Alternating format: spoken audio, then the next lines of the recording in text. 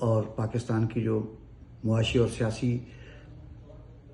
حقیقتیں ہیں ان پہ ایک ویڈیو اپلوڈ کی تھی، اور اس امید کے ساتھ کی تھی کہ لوگوں کو، عوام کو 2024 میں ہونے والے متعلق ممکنہ تبدیلیوں کے بارے میں باخبر کیا جائے اور ایجوکیٹ کیا جائے۔ لیکن اس کے بعد دوستوں کا مطالبہ آتا رہا اور آ رہا ہے کہ آپ ملیر کے مختلف حلقوں کے حوالے سے بھی ایک تجزیاتی جو تجزیہ ہے وہ کر کے تو عوام کو بتائیں۔ میں نے کوشش کی کہ یہ کام نہ کیا جائے تو بہتر ہے، اس لیے کہ میں بھی ملیر کے ایک حلقے سے یعنی کہ 231 NA 231 سے کینڈیڈیٹ ہوں، تو ممکن ہے کہ کوئی ایسی بات ہو جائے جو آبجیکٹیو ریئلٹیز سے کے حوالے سے ٹھیک نہ ہوں، اور کوئی میری داخلی خواہش کا جو ہے اظہار ہو جائے جو کہ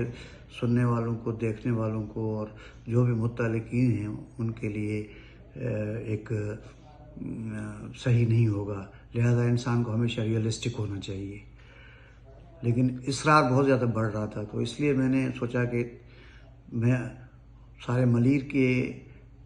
حوالے سے اگر بات کروں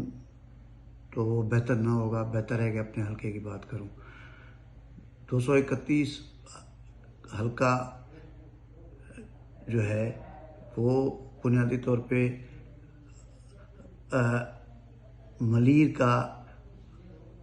اربن حلقہ ہے، شہری حلقہ ہے، اور اس کے اندر جتنے بھی لوگ آئے ہیں بسنے کے لیے وہ سندھ کے مختلف اضلاع سے،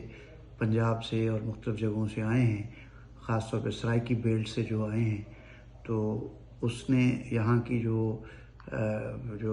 الیکٹورل پولیٹکس ہے اس کے اندر کافی نئے عناصر کو، نئی اجزاء کو داخل کیا ہے۔ 2008 میں نے 46,080 ووٹ لیے تھے، اور وہ وقت بہت مشکل وقت تھا۔ اسٹیبلشمنٹ اور ان کی حمایت یافتہ لسانی تنظیموں نے ایک کراچی کی سیاست پہ ایک یلغار کیا ہوا تھا، اور اس یلغار کا سب سے بڑا جو شکار ہے وہ یہی حلقہ تھا۔ اس تمام کے باوجود میں نے الیکشن میں کنٹیسٹ کیا پاکستان پیپلز پارٹی کے ٹکٹ سے، اور 46,000 سے اوپر ووٹ میں نے لیے۔ اس کے بعد کے کینڈیڈیٹ نے پاکستان پیپلز پارٹی کے 13,000 ووٹ لیے، اور اس کے بعد والوں نے 32-33,000 ووٹ لیتے رہے۔ اب بنیادی طور پہ دیکھا جائے تو اس میں پاکستان پیپلز پارٹی کے ہی ووٹ ہیں، کسی امیدوار کے ووٹ نہیں ہیں، مجھ سمیت کسی امیدوار کے ووٹ نہیں ہیں۔ اگر کسی امیدوار کے ووٹ ہوتے تو امیدوار تو تبدیل ہوتے رہے ہیں، مجھ سے پہلے کوئی اور تھا، پھر میں تھا، پھر مجھ سے بعد میں کوئی اور آیا، پھر کوئی اور آیا، اور پھر کوئی اور آیا۔ تو لیکن تناسب جو ووٹوں کا ہے یا پھر پیپلز پارٹی کے ووٹوں کا جو تعداد ہے اس میں کوئی کمی یا بڑھوتری نہیں ہوئی۔ تو لیکن ایک جو نیا فیکٹر داخل ہوا ہے وہ یہ ہوا ہے کہ وہ لوگ جو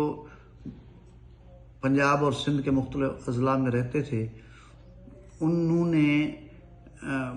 بہت ہی شعوری طور پہ اپنے ووٹوں کا اندراج جو ہے ان علاقوں میں کیا ہے، جس سے جو ہے چونکہ ان کی بیسز مختلف اضلاع میں پیپلز پارٹی کے ساتھ ہیں، ان کی فیملیاں پیپلز پارٹی کے ساتھ ہیں، ان کے رشتہ دار پیپلز پارٹی کے ساتھ ہیں، تو اس حوالے سے یہاں پہ وہ پیپلز پارٹی کے ہی ہیں، تو پیپلز پارٹی کی پوزیشن بہتر ہوگی۔